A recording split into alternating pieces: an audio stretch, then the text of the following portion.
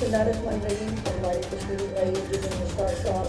अल्लाह साहब, इन तमाम commission department के जो लोग नज़रान में मौजूद हैं, तारा है, रही हैं, दीनी शेख, आपको अलैक्म। अगस्त हमेशा एक खुशी के त्यौहार के तौर पर 14 अगस्त के तौर के ऊपर याद रखा जाता था और मनाया जाता था, लेकिन 2019 के बाद से अब अगस्त में ये 5 अगस्त जो एक तकलीफ दे दिन के तौर पर शामिल हुआ है। यकीनन ये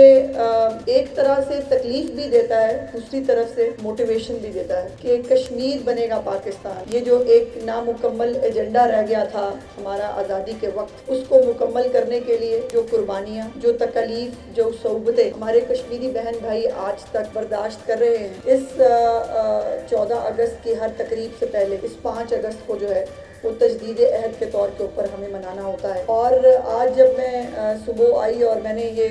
एग्जीबिशन देखी, बहुत सारी तस्वीरें जो है वो आपके दिमाग पे, दिल पे कुछ नक्श छोड़ जाती हैं। बहुत अच्छी तस्वीरें थी, बहुत अच्छा बच्चियों ने बहुत मेहनत से काम किया हुआ था, लेकिन एक तस्वीर वो जो जिसमें एक जेल से एक हाथ बाहर है, जिसमें हथकड़ी लगी है और फिर भी उसके हाथ में गुलाब का फूल है। ये है वो हमारे कश्मीरी बहन भाई जो हर तरह की तकलीफ, हर तरह की सोबत बर्दाश्त कर रहे हैं। और 5 अगस्त के बाद से जो एक खुली जेल का मंजर पेश करता है हमारा कश्मीर, जो पहले तो मकबूजा कश्मीर था, अब वो एक ऐसा जख्म है जो रोज रिस रहा है। ना वहाँ पर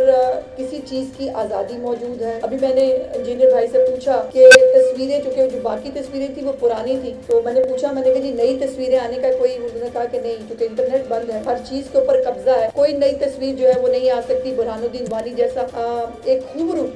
शहीद जो है वो आज भी पाकिस्तान के हर पाकिस्तानी के जहन के ऊपर वो नक्श है, और ये उनकी जदोजहद जो चल रही है। एक और तस्वीर जिसने मुझे बहुत परेशान किया, जिसने मुझे बहुत दिल को मेरे तकलीफ हुई, वो ये आज़ाद कश्मीर का झंडा था जिसके ऊपर वो जला हुआ झंडे के साथ जो वो एक इम्पैक्ट उस बच्ची ने क्रिएट किया। बहुत तकलीफ हुई वो देखकर, और मैं ये बात यकीनन बरमला कह सकती हूँ कि हर कश्मीरी के आंसू के साथ हर पाकिस्तानी का आंसू बहता है। जब कोई औरत, जब कोई बच्चा कश्मीर के अंदर किसी तकलीफ से,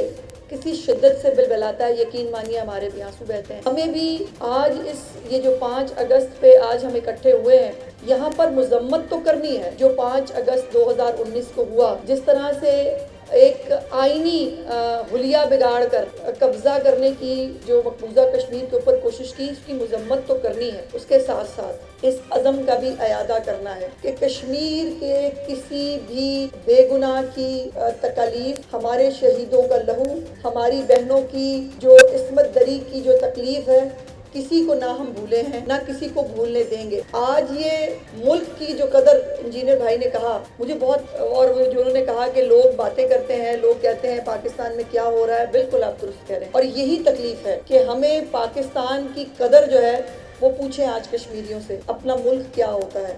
पूछे हमारे गजा के उस लुटे पुटे ख़ानदानों से, जिनके ख़ानदान जो है वो इस सफ़ा हस्ती से मिटा दिए गए। इस्माइल हनिया साहब शहीद जो हैं, उनका पूरा ख़ानदान जो है वो इस सफ़ा हस्ती से मिटा दिया गया, लेकिन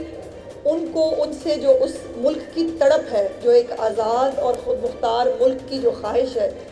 वो इन जगहों से महसूस की जा सकती है। हम पाकिस्तानियों को